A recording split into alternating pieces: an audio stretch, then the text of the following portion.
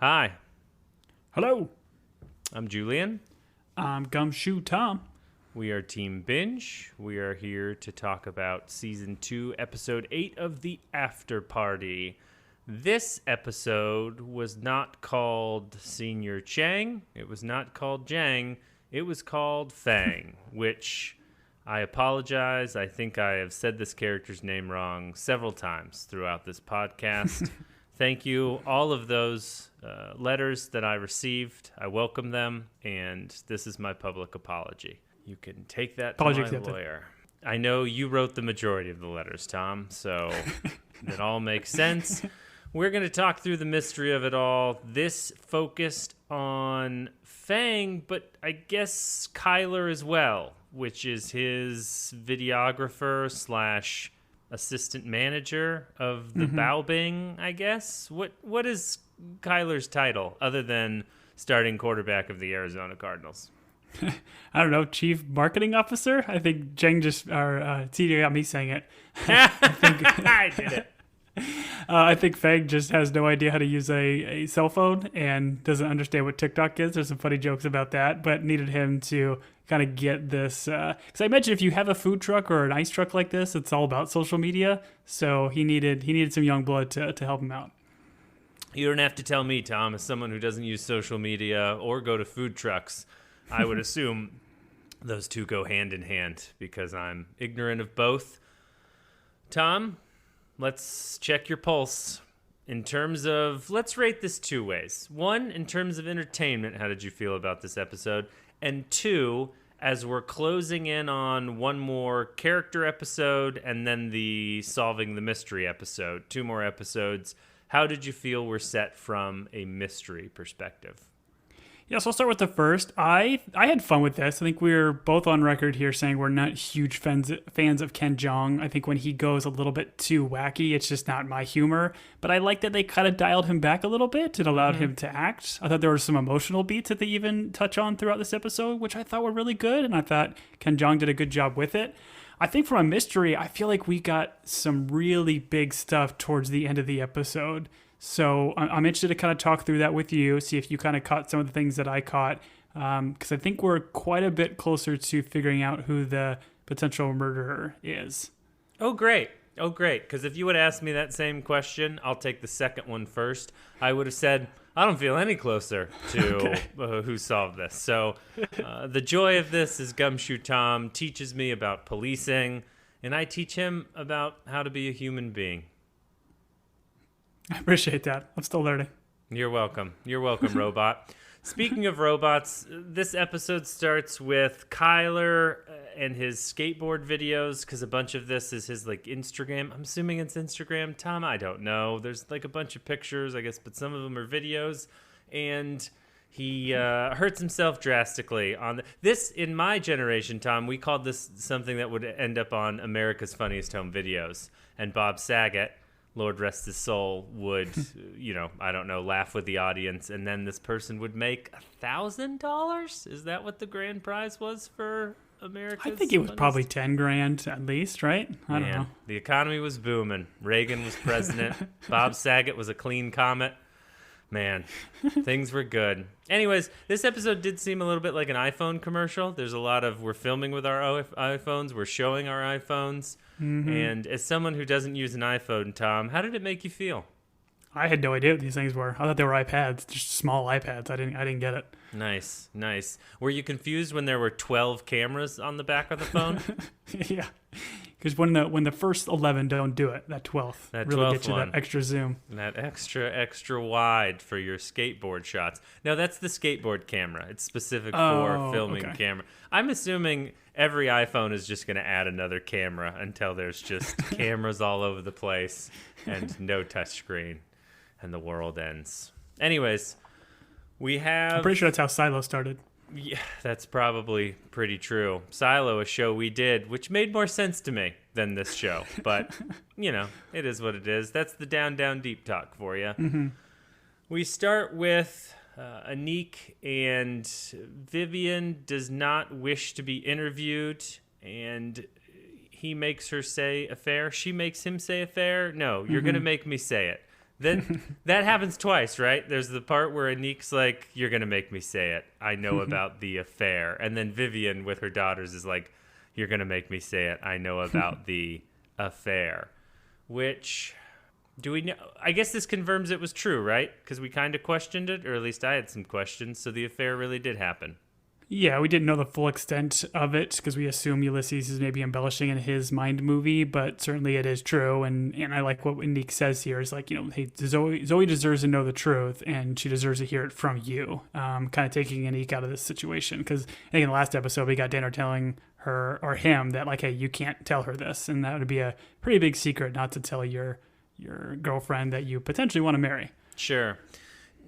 Okay, I want to point out there was a moment here where I was like, did they have an affair? Because Vivian plays this really like close to the chest when he's like, you have to, and she finally makes him say it. I was almost like, oh, she didn't have an affair. We're going to find that out. But later scenes ruined that theory, and I'm trying to solve all the wrong things with this show, I guess is what I'm getting at. Speaking of trying to solve all the wrong things, why is Isabel giving away armor and Edgar's stuff? I don't know. Like, we got a lot of little bits of Isabel throughout this episode, and another weird reference to the armor. So I'm wondering if this is going to come into play at some point. It just doesn't make sense why they keep referencing it, or at least her character does. But her next episode is her mind movie, so very interested to see what we get from her. Well, she says something like, "Do you want this armor?" And Eek's like, "Oh, you're giving away the stuff really quickly." And she goes, She says something like, "You have no idea." Like. I was like, okay, so we're supposed to assume there's a lot of stuff she's just trying to like offload. I'm assuming it's before the IRS shows up and like tallies up what the armor costs and then taxes them. I don't know what scheme she's at. I do know we cut, and Tom, I feel like you should be very proud of me. There's a dartboard in the back of a scene and it has colored darts in certain areas. And I thought to myself, that's a clue. I know that's a clue. Tom, was I right? Was that a clue, or did someone just play darts? You were 100% right. And like they cut to Travis, and the way it's even shot, it's like focused on both Travis and the dartboard in the background. So they're kind of doing like a double focus to really put your eye there. This was actually not a terribly difficult one to solve if you do want to play around. Hey. I saw it, Tom. I didn't solve it. I saw it, and to the naked did you eye, pause it was and in try? a flash. You could have missed it, but my eagle eyes caught it. I'm sure the majority of the people watching this show didn't know this was a clue. How dare you claim this was an easy one? Well, I'm just simply stating, if you knew this was a clue, give it a pause, look at it for a couple minutes to kind of think about how you might possibly solve this one. We'll cover it next week in the Tom Spoiler Corner for this episode, but this was kind of a fun one, and I thought it was a little more accessible to the audience than some of the super crazy difficult ones. Tom, if there's anything I've learned about me, it's that if someone's going to give me the answer in a week and I don't have to work for it, I'm probably just going to wait that week out and come to Tom's Spoiler Corner. So okay. I shall not be solving this. You're welcome. All right, Gandalf. We have Fang going to watch all of the footage. Does Kyler sends it to him. I was going to say, does he get Kyler's phone? He doesn't get Kyler's phone. Kyler sends him all of the footage, and then Tom, I've never seen this before. Somehow what's happening on the phone is also happening on a television screen. Was that some sort of TV chicanery where like he's scrolling on his phone, but it's also on the TV? I felt like that was a cool effect. That was I gasped. Oh yeah, and this is just movie or TV magic. Like this can't happen in real life. It was kind of a little bit far-fetched, but I do appreciate that once he kind of sits down, Danner kind of tells him, yeah, just pop a squat. We could always use another mind for these movies. So I like the reference of mind movie because we know that is her like means of detecting what happened. And then she even pulls the popcorn out of the bag, which he did in the first season too, which was fun. Oh, that's right. I think she makes some joke. Anik's like, popcorn? She's like, low blood sugar or something like that. Very funny. Very funny. Fang makes a confession here that he did it all for his family. And so... Don Toretto style. Oh, me familia. And then he drinks a Corona in the weirdest way anyone's ever drunk a beer, other than the way Tom Cruise drinks beer, which is once again how a young scientist would drink a beer. Anyways... Wait, go on. Where is Tom Cruise drinking beer weird? There are several movies where I think in A Few Good Men, in the second Fast and the Furious movie, and the third one I'm going to go with is Top Gun Maverick. If you splice those all together and you turn on an old rock album, I'm going to say the Stillwater album, and you play it backwards, he's drinking beer funny and all of those. So... Wow. Are you sure you're not a sleuth? I feel like that's some like deep state type stuff. Nope. I'm just a guy that can make things up on the fly that don't make any sense. So let's move on before I have to answer for my sins. All right. There's like social media posts and wedding footage kind of mixed in together. Mm-hmm. And I think this is where Fang describes what Bao Bing is. As the king of Bing, he describes what Bao Bing is, and I thought it sounded just delicious. There's like a milk mixture. It's like thinly ribboned ice. It just sounded really good, Tom. Oh, for sure. Yeah, I don't. Have you ever had this? I feel like I've had good shaved ice, but I don't think I've ever had it with these ribbon style and like extra fruit on top. The way he delivers all these, it looks delightful. We once traveled to an island that rhymes with Kauai, and they have like a shaved ice out there. Okay. That I remember trying. Wait, but that's Hawaiian though, right? Isn't good. Hawaiian shaved ice is terrible? We don't sponsor countries unless they're going to pay us. I'm not sponsoring any countries by dropping their names, unless it's the U.S. of A. Because freedom? I don't know. You ever had Kansas shaved ice? It's good stuff. No, I haven't had that. The PTA made me buy shaved ice like every Friday in elementary school. Is that a similar item? Or that was Italian ice? No, something that rhymes with Italian. Great. Now Big Italy. Ugh, I just paid them for advertising. I think it's Little Italy. Sure. Let's pull this bobsled back on the track. Have you tried... Jamaica. Taiwanese ice. Keep going. This is the globetrotting episode. Well, Funkel was probably the right episode for this. Let's bring it up here. Have you tried Taiwanese ice, Tom?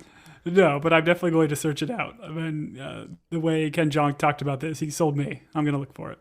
I mean, in the state that we live in, anything that's ribboned ice would probably be a big hit. And last about 3 minutes. That's right.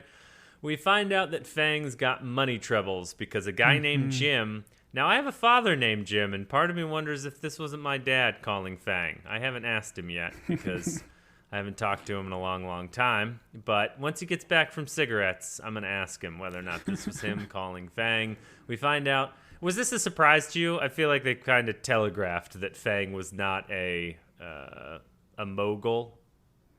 No, you could tell, like, even because we saw him talk to Sebastian in his Mind movie, right, where he was kind of trying to ask for money, a loan, or anything else. So they've already kind of hinted at this, and we kind of find out at the end of the episode that, Fang isn't necessarily this brilliant businessman. He's just kind of doing this for the love of Vivian that kind of encouraged him to do it. But I like the comment about, like, being small business owners, makes Anik repeat it about being the backbone of the country. That was pretty funny. Yes, that was very funny. So you bought his story that he was doing this for love. You bought into that this whole shaved ice scheme was for Vivian, who casually mentioned that she liked shaved ice.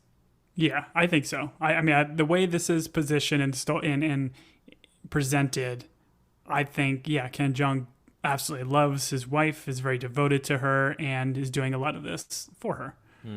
Interesting. Okay. What do you think? You think it's just BS? Because, like, this is different than the other Mind movies, right? He's not telling this, like, from his perspective and gussing this up a bit. Like, this is all found footage. So that's what I think is fun about this episode, too, is everything we see is exactly as it happened, which we never really had in this series before. I don't know. I got to the end of this, and he says some things, and I don't know. I didn't quite buy. But... You know who else we're not buying and is acting, as the kids say, sus? I thought you were going to help me out there. You didn't help me out there at all. But Vivian is talking with her daughters and admitting to the affair, and the daughters use the term sus, which I like to use the term sus, Tom, because I'm hip. I did that Leonardo DiCaprio meme where you like lean back and point like straight ahead and start laughing. That's what I did when they said sus. I immediately thought of you. I'm like, yeah, there it is, sus. See, we're cool. We said sus. Yep, we did say sus. We've said it several times now. And Lord knows I hope we keep saying it because relevance is important in the podcast game. And boy, oh boy, are we relevant. All right. Our next sponsor is Werther's Candy, the candy for all the popular kids. Werther's, if you need to interrupt a church service. Boom. All right, Tom, I've got the ad reads for now on. Thank you. We get to see the car wreck, which I thought was very funny, because now when Anik tells the story, there's a lot more damage. In this one, there is not so much damage. So is that speaking to, like, Anik's embarrassment, or did Anik make it a small affair? I can't remember. It was 8 weeks ago, if I'm doing my math correctly. Well, when we talked about Anik's episode, it got to a point where it was like so cringeworthy because everything that could go wrong was going wrong. But as we see here, this is just, it was all in Anik's head, and he was making it sound worse than it was because he was holding onto that little Obama puppet of him and like drops it right before he starts going after the car versus his Mind movie. He takes it closer to the car and actually runs over it. So like there's some stuff kind of going on. I also do appreciate that we also got an Urkel reference where the video puts like the glasses on him and says, "Did I do that?" Because I know you're a big Urkel fan. So. Huge fan of Stefan and Urkel. Either alter ego I'm on board with. I did feel like there was a chance to stop this car before it ran into the truck, right? It wasn't moving that fast. We kind of watched it happen. And I feel like Anik, if he just gets the move on, he gets his foot on that brake, right?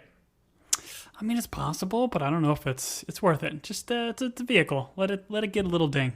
Oh, interesting. Okay. Yeah. Well, if you miss the jump of the car runs over you, like an Obama puppet, it's not going to go well. Oh, Tom, if we didn't try anything that was going to break our legs, where would we be in this life? You got to go for it. I've got a slanted driveway. Tom, I don't know what social media we use, but we're going to pop that thing into neutral, and you and I video ourselves trying to stop it and see what happens. Yeah, we'll do a doop doop. I don't know what that means, but we will finish the season of this show before we do that, because when we perish, at least I don't want any unfinished seasons of TV shows before we both go. Smart. What would be weird is if we did both go in that situation, because that meant either both of us were running to stop the vehicle, or one of us did it went poorly, and the other one's like, well, he didn't make it, so I've got to give it a go. I like to think of the second one. I tripped you, and then while I was laughing really hard, I slipped. Oh, I thought you were going to say you felt so guilty that then you dove under as well. You couldn't live with the guilt. No, I had to mama bear it and lift the truck off of you. Oh, that's good luck. Good luck. That's 1.5 tons of pure Detroit muscle. I don't know. I'm not a car guy. Who knows what cars weigh? All right, we're back to the if I was a better podcaster, I'd wrap this up into the truck getting repossessed. A lot of truck talk on car talk today. I'm Click, Tom's Clack. All right, so there's the truck getting repossessed. What'd you take from this? This guy looked really familiar, too. I didn't look him up, but the tow truck guy looked really familiar. Yeah, and it was funny. He had a shirt on, like the towing company was called Shipley Brothers Towing, and the writers of this episode and writers and directors, I believe, there are the Shipley Brothers who did, I think they did Trainwreck, if I'm not mistaken, another kind of comedy. So it was kind of a funny little nod to those two writers. I have not seen Trainwreck. I did think this gentleman was very nice to let Fang go get his shaving ice machine, and he had a daughter. That's true. That's what wins him over. And then he returns carrying all the stuff in, and Vivian asks about the truck, and Fang blames Anik, and this was great to have. I guess to your point, Fang is not pulling any punches, because if he didn't want to offend Anik in this situation, he could have told this differently. But he very much lets Anik know that he blamed him for the truck having to go to the shop for all of the damage. He threw Anik under the truck. Yes.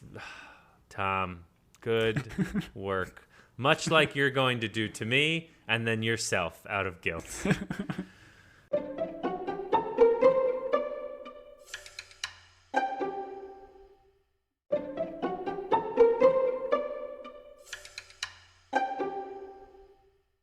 Fang, I think this is then where the uncle shows up, and Fang is sad about the uncle, and we get some real emotion here. Mm-hmm. I like how he gives that line from Henry Ford saying, like, I don't know the word quit, and then immediately calls Henry Ford a racist, but man, the guy could give some quotes. Yeah, that's great. And then later on, Kyler misquotes it, which I could very much, as someone who tries to requote TV shows, I appreciate his misquoting of it all. Uh-huh. And Fang is trying to also get Edgar to invest. I don't think this is where he brings him the Bao Bing. This is where he is trying to explain to him the Bao Bing. He just gets the idea, I think, at this point. Like, this is what I'm going to do. I'm going to try to get him to invest. Like, Grace is marrying a multimillionaire. Like, I should start here. That's right. That's right.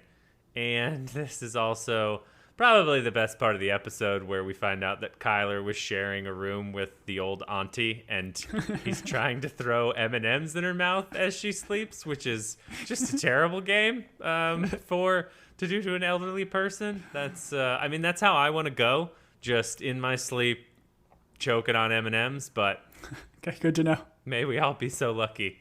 I also would be fine being thrown or being tripped under a truck. Those are my two choices, Tom. Okay. Make it happen. Maybe I'll try to incorporate both. Tom, honestly, with your hand and eye coordination and your ability to throw things and hit people in the head with them, I have no doubt you could get me under a truck and then make an M&M into my mouth with my last gasping breath. Yeah. Oh man. For sure. Is this episode too dark? Do we need to turn this around? Let's talk about swimming. Edgar is swimming. There's this weird sign when Edgar is swimming where it says like danger, no swim, and it's like reminiscent of like somebody that just mopped at like a movie theater and says like, hey, don't slip, but it's no swimming.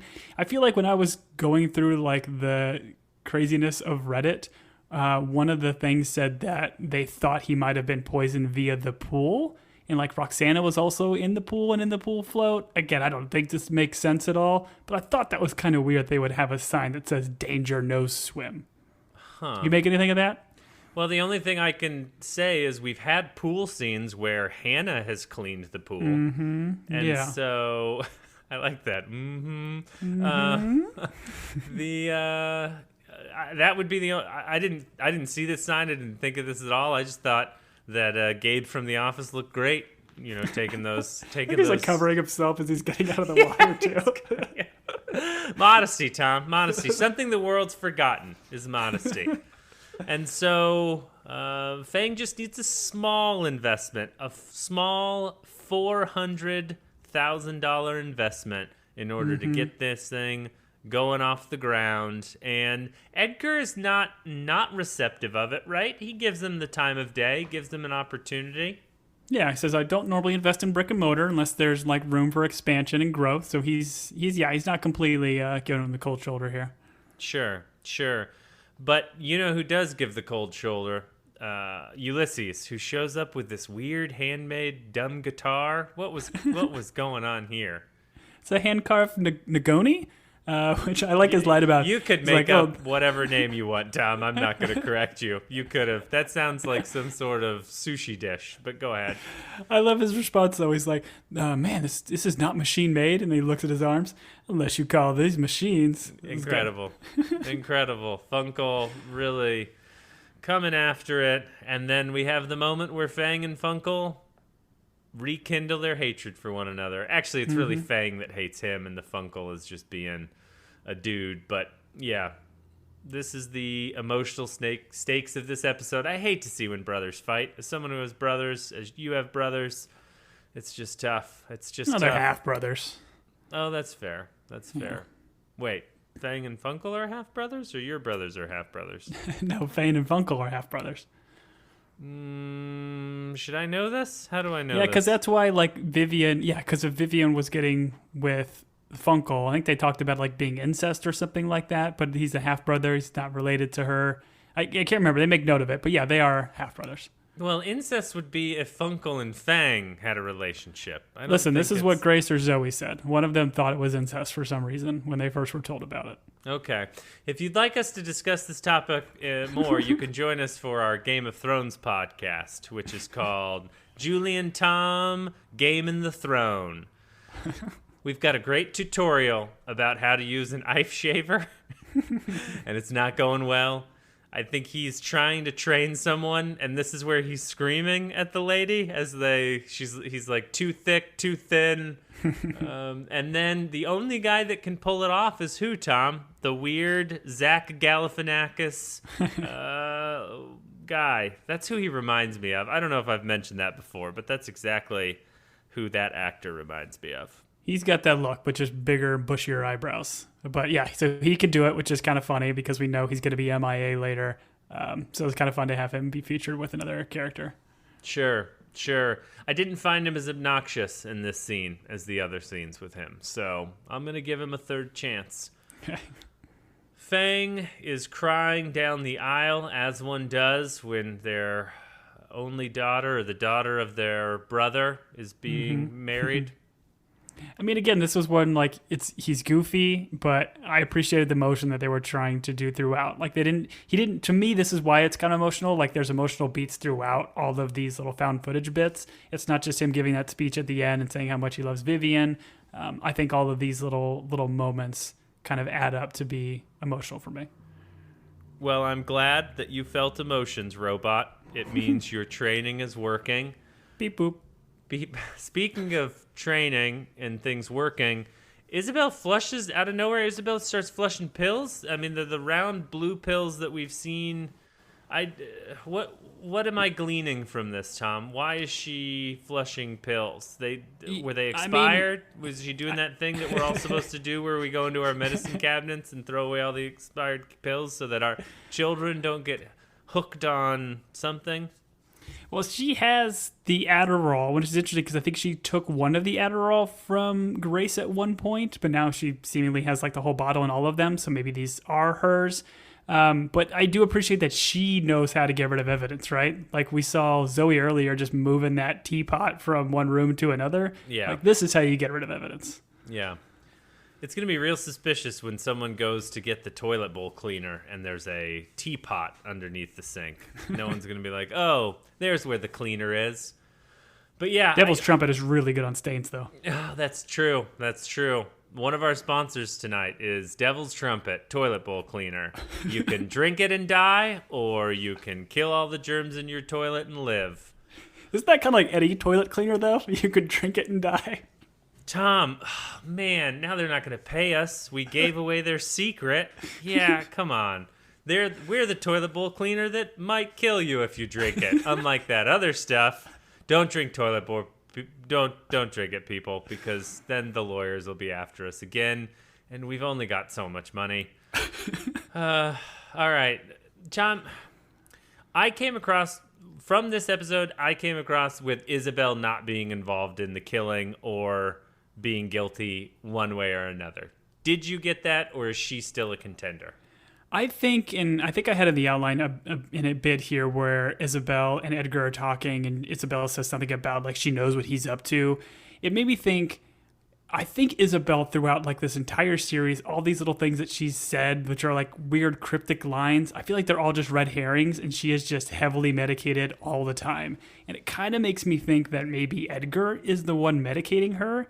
I mean, maybe she's doing it herself. I don't know, but I feel like all these little lines she's giving to people is her just on cloud nine and has no idea what she's really talking about. Oh, interesting. And that's why she's carrying that samurai sword and refuses the British gentleman with the six-pack, which is probably the most egregious she's on drugs moment, because who's going to refuse a British guy with a six-pack, you know? See, I'll be interested to see from her mind movie, what's her perspective? How did that all go down? She probably stabbed him. Anyways, yeah, I don't know. Okay, so I see where you're getting at. I just think she's innocent. That's all. I agree. I think all of her stuff is red herring. Yeah. Okay, that's fair. We then get one of the greatest mysteries of all history. What made the terrible screeching noise while Zoe gave her speech? And it was the shaving of Bao Bing. So with that, I've been Julian. He's been Tom. Mystery of the Afterparty's been solved. This is the only thing I cared about. I will mention that it seems like Bao Bing was a big hit at this party. Mm-hmm. We got that great montage video of them serving all the different Bao Bing to different tables, and again, every little flavor or version of it looked delicious. But I didn't catch this on my first watch, but I did on my second, that there's a music playing throughout this little social media video he created. Sure. And if you look on the bottom left, it says, "I'ma Live Forever" by Xavier. So it's actually Xavier's song playing to this social media post. That's a great call. That's awesome. And this is also where they give it to Sebastian. He's like, "No, don't care for it." And then as he's taking away, he's like, "Oh, bring it back." Oh, is that what he says? I have cake? I have cake. Okay. I thought that was Edgar. I thought Edgar was "I have cake." Oh, I'm sorry. Who'd you say he had it to? Oh, Sebastian. Yeah. Edgar has cake. Let him eat cake. I think this is also the moment you referred to earlier, where Isabel they catch this moment where she's telling Edgar she knows what he's up to. And so do we think it's financial in some way? Because she's like, "Oh, I'm giving away all this stuff. You have no idea what I'm giving away." Or do you think when she's saying that, she's accusing him of drugging her? I think it's either that or, again, she doesn't even know what she's saying. She's so heavily medicated. She's just putting words and stuff together. I feel like every time they come to her this episode, it is just this one-liner thing that makes it seem like she's a big mystery. And then I think we're going to get her episode, and she's just going to be drugged out of her mind. Okay. I'm going to go the opposite. I'm going to say she's the most lucid person in the show. Okay. She sees all of the angles, and she's playing us all for fools. I'm Team Isabel. That's all I'm saying. So this is when we get Kyler actually brings a Bao Bing over. Edgar doesn't take it because he had cake, which was kind of funny, and brings it back to Fang. Fang gets very upset here because he needs him to try it. It's going to be love at first bite. So as he kind of goes and potentially he's going to kind of confront Edgar, he sees Grace and Vivian really enjoying both their Bao Bings and just having a good time. And I think this is where he kind of rededicates himself. He's like, "Hey, I've got to get that money. I need to do this for my family." Because he's going to need to get that truck out of the impound lot, which is not cheap. Yes. Those tow companies, they charge an arm and a leg. And anyone that works for one's a crook. That's what I've always said. Anyways, that'll make sense to one listener.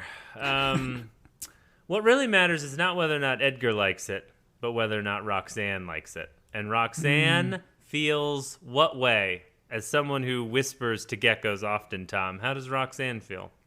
Well, this is great because this is when we jump to the after party bit, and this is now Jang trying to give it to Edgar, and the way he does, Edgar takes a bite. He's like, "I don't like it." "Well, try Roxana, maybe she'll like it." This editing they do with this tiny little lizard cough was so hilarious. I laughed every time I watched it. It's just the lizard can't take it down. It's just doing the so good. I did not see that in the subtitles, nor did I hear that. But didn't hear it? No, I didn't. It's so funny. It's so quiet. That's why it's so good. I thought Edgar and Roxanne were going to love it. I was devastated in this moment for Fang. Devastated. Yeah. This is then where I think they cut back to the present, and Danner brings up that the timing of the poison really checks out for when these two tried Bao Bing. But I don't know, Tom. Okay, I've got to ask you some questions here because this is where this scene I feel like we got a huge clue or details about how this murder happened. So did you clock anything in this scene when when Fang tried to give the stuff to Edgar? Tom, you think the guy that didn't hear a lizard cough clocked anything in this scene? No, sir, I did not. Okay. Mr. Sherlock Holmes. As Dr. Watson, who didn't get his medical degree, just Watson, the failed Watson, living on the street. Go ahead, Sherlock. Okay. So what I think we saw in this, and this is why I like it being the actual found footage as opposed to just somebody's mind movie, because we get the actual series of events that happened here. So Ulysses is at the bar with Fang. That's where this video starts. And Ulysses is pouring him a drink, and we saw in his Ulysses mind movie that they were going to have a toast as brothers. What I feel like happened here is Ulysses might have meant this drink to be poison. This could be the poison that he meant for Fang. Because Fang takes this drink, that he gets from Ulysses from the bar, doesn't drink it, but takes it over to the table with him to Edgar. And when he gets there, he puts his drink right down next to Edgar's, and you can see it in the front of frame. So there's two like whiskey glasses right in front. When he tries to do his bow bing and asks him if he likes it, he doesn't. When he leaves this scene, he clearly picks up Edgar's glass and not his own that he brought over to that area. So, and we get in the later scene where Fang is kind of up all night and trying to think of new ideas for the bow bing and everything. So if this is truly delivered, or excuse me, he took the wrong drink, if this was the one that was laced with Adderall that we know Grace put in Edgar's drink, that's why he was up all night. And potentially why Edgar was the victim of an accidental poisoning meant from Ulysses. And I feel like I was paying extra close attention to it because obviously it's what we kind of do in this show, but it's very similar to, quick spoiler alert, if you haven't seen the movie Glass Onion, there's also kind of like a glass switcheroo poisoning kind of thing that happens here. So it's very kind of front of the mind for me. But did you see any of that? Did you clock any of that? No, I didn't clock any of that. I know that when I watched Glass Onion, I did, because I'm really good at movies. Have you heard of The Prestige? But no, so just so I understand, just so Julian's brain, which weighs probably a little less than average from most people's brains, you're saying that this scene shows Funkel wanting to poison Fang, giving him a drink with poison in it, but instead of Fang drinking it, he mistakenly swaps with Edgar. Therefore, Edgar is accidentally poisoned by Funkel, the intended victim being Fang. Is that what you're saying, Sherlock Holmes? Yeah, that's my leading theory as of right now. I mean, I don't know if it's entirely true. There's also a little bit here up next when they kind of cut to that morning video, and Ulysses kind of like runs, you hear Grace scream in the background. Ulysses comes and runs towards the door and like checks to see if like Vivian is okay. He kind of gives this look to camera and sees Jang in this room like alive. I think he was going to the room assuming that Vivian was the one that screamed and found Jang dead. Fang, you got me doing it, found Fang dead, but he was just as surprised as everybody else that it was Edgar. Interesting. There's also, and I'll throw one more thing out there. There's also a bit from Travis's episode, in episode 3, where he kind of threw the pistachios down in front of the door so he could hear if somebody's like walking by. In his episode, there's somebody, after Grace screams, somebody comes running past his path. So if this was Jang that thought was Vivian's room, if he ran past the door that was Grace, the person that was actually screaming, he ran past the door of his potential daughter and ran to Vivian because that's who he thought the scream came from. So I also think that might have been the person running past that door when Travis was kind of waking up and heard Grace scream. Interesting. A lot of stuff to digest there. This is why you're the gumshoe.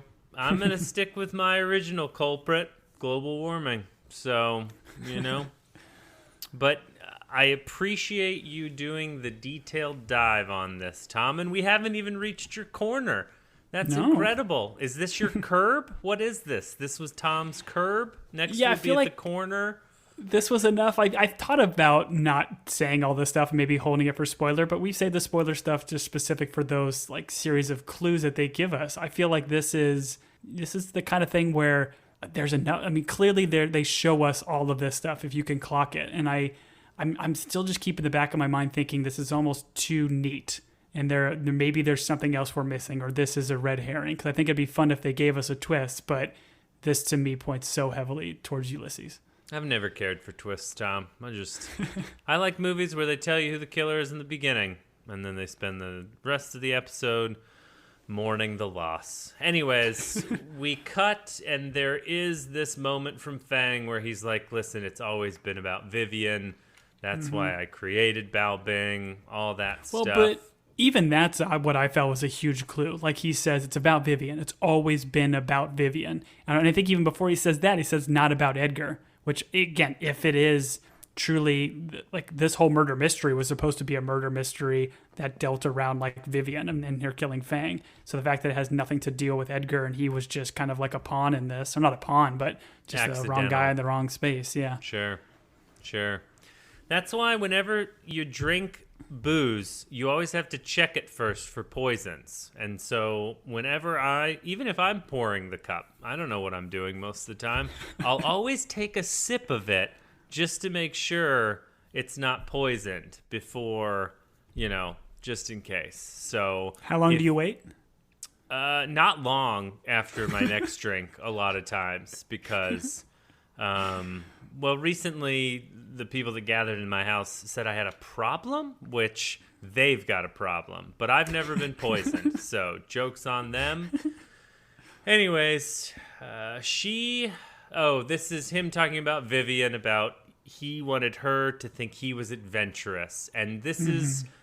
I think you're right. If this is the main murder of it all, it's an accidental murder, then it is more about Vivian and Funkel and Fang. And I like where your head's at. I like what you've come up this episode. I don't think we need to do the next 2 episodes, to be honest. I think you've got this. Well, and you did a good job of calling out when Ulysses is giving his story and maybe doing that whole Kaiser Sose thing where he points out Patagonia on the map and tries to make it a part of his story. Like, I feel like there's a lot in that, too, that we can go back and rewatch and with that in mind. Because his Mind movie definitely, of all we've seen so far, kind of seems the most BS. And that was kind of the first in the first season where Jasper's was just way over the top. That's definitely where my mind is going. Tom, I appreciate you trying to give me, some credit, but guess what? I'm just a dumb idiot, and I don't know. So, but you're my dumb idiot. Yeah, I am your dumb idiot. That's for sure. Good luck, buddy. All right. We have a nice moment where Zoe admits to her love of Anik. We have Grace admitting her love of Hannah. This is all in front of Vivian. So it's nice to see them having this family meeting where people are confessing love rather than yelling, which is a normal family meeting. And then we turn to Isabel, and we're introduced to the next episode. And I love Isabel. She's like, I know who killed Edgar, and it wasn't Grace. And then we move on. So I'm excited I also for like Isabel's. Danner. She's pouring gin, and Danner's like, "Oh, you're starting early in the morning." He's like, "Right?" And she's like, "Starting." Definitely not poison. Definitely not poison. All right. Well, that has been our normal part of the episode. We're about to enter Tom's spoiler corner. We appreciate all of you that have joined us. Those of you that have reached out, we love hearing from you.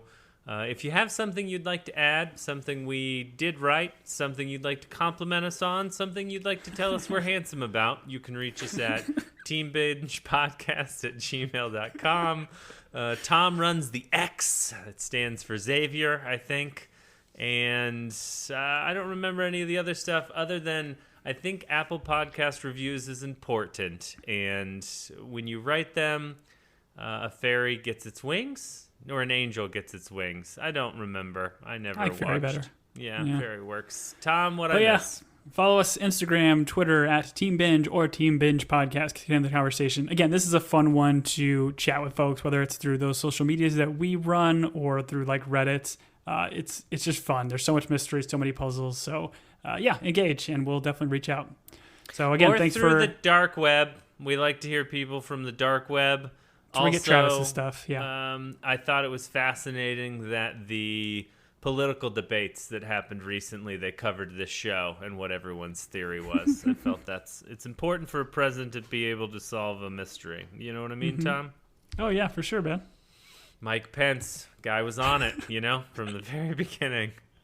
Oh, boy. Okay, let's get to my spoiler corner. You're welcome.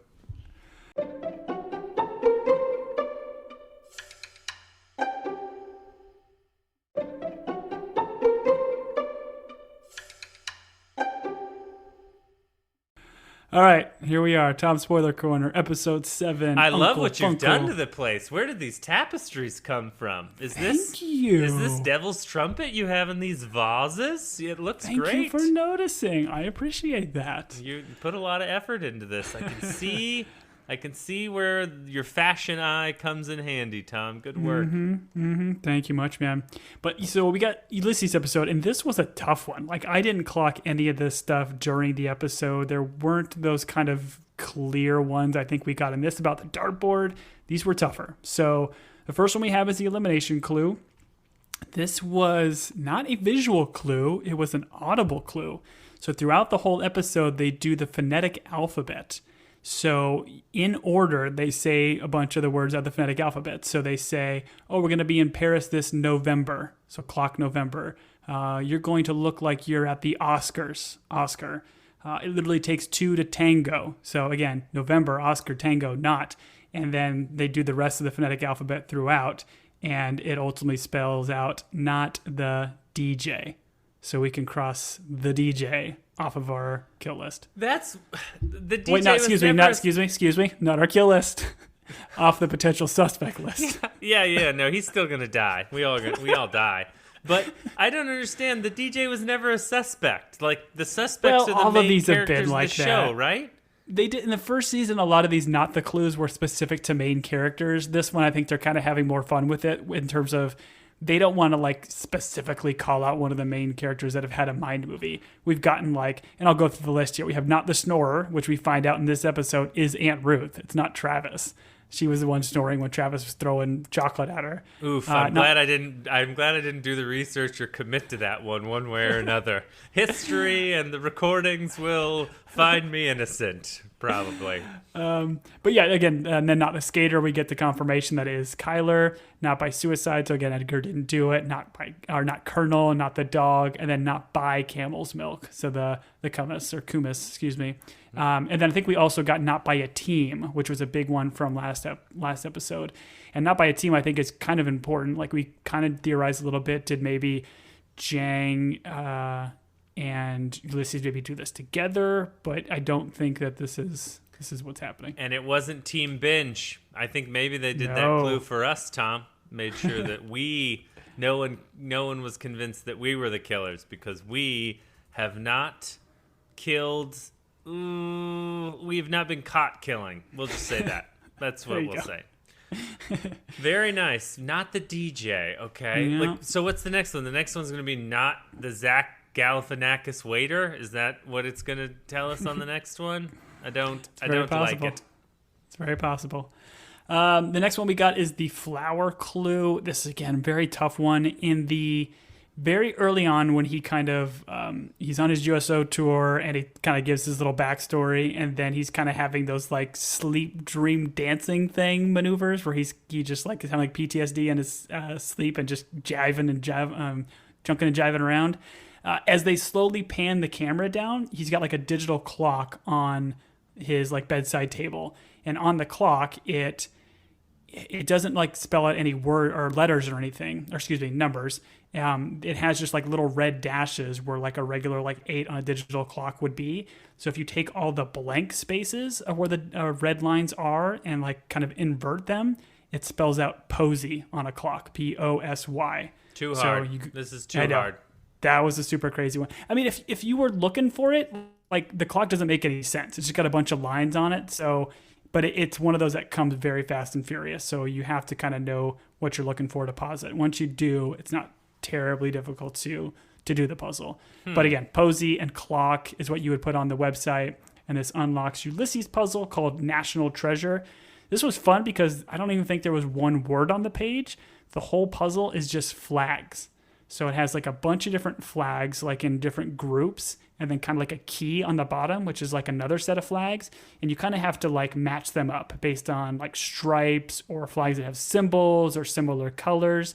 It's a very unique one, and I'd recommend to give it a try if you want to dive into some of these puzzles. It's very fun. But this ultimately spells out Indo-European.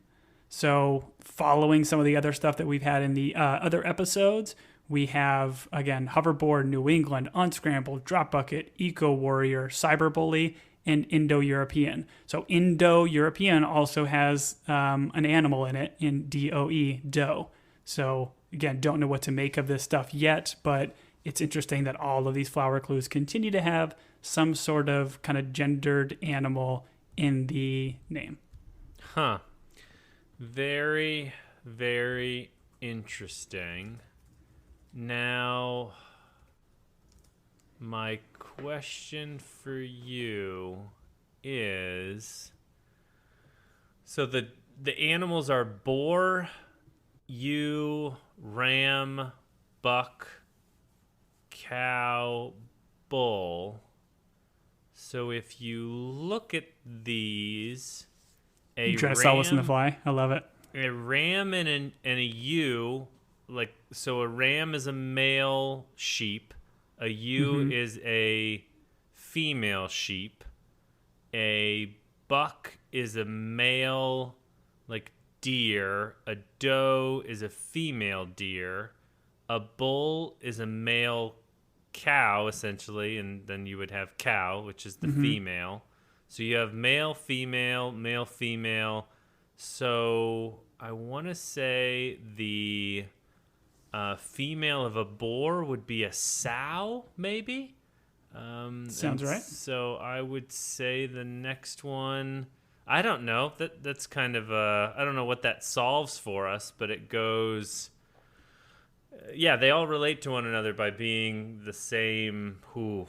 Don't come at me, naturalists, like species, but male and female. Is that? Am I touching something? No, you're 100% right. I think you're like the last. I mean, we have 2 more episodes, like 9 and 10. I don't think we're gonna get any of these kind of clues in episode 10 because it wouldn't make sense because they're gonna reveal the killer anyways. So yeah, I don't like. I feel like this needs a key of some sort, right? Like something to be able to unscramble this, because okay, sure, they're all different animals and they're all different genders of maybe the same type of animal, but what do we do with this? That's kind of the lingering question. And again, these flower puzzles have been known to be the most tricky throughout the whole series so far, so I mean, actually solving the master riddle will probably be just as difficult. Sure. Does sow, does anyone's name rhyme with sow, or does any character in the show have sow in their name?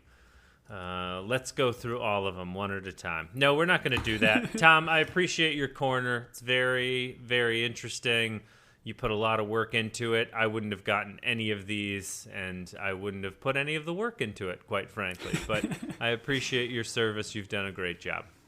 Thank you, my friend. It's been fun. I continue to enjoy the extra little bit of mystery, and these puzzles are hard. I don't immediately spend, I maybe like 2 or 3 of them. I tried to do them like all myself without the internet's help, but they are a challenge. I'm also not a huge like crossword guy, and I feel like a handful of these flower related puzzles are very much crossword adjacent. So again, if you've been doing them and having fun with them, I certainly am. So we'll keep it going, and hopefully we'll get something more from 9 that'll clue us into what all these flower things mean. Exactly. There's a murderer out there free right now because we haven't solved the case. The mayor's on our butt wants our badge and our gun unless we can close this in 2 weeks times the hours in a day. I don't know how many hours it is from when we're going to get the finale, but I'm excited for it, Tom. Thank you for joining us. At this point, I'm going to depart this corner for the new world. I have been Julian. I'm going to hang out in this corner for a while until next time, but I have been Tom. We'll see you next time, everybody. Bye-bye.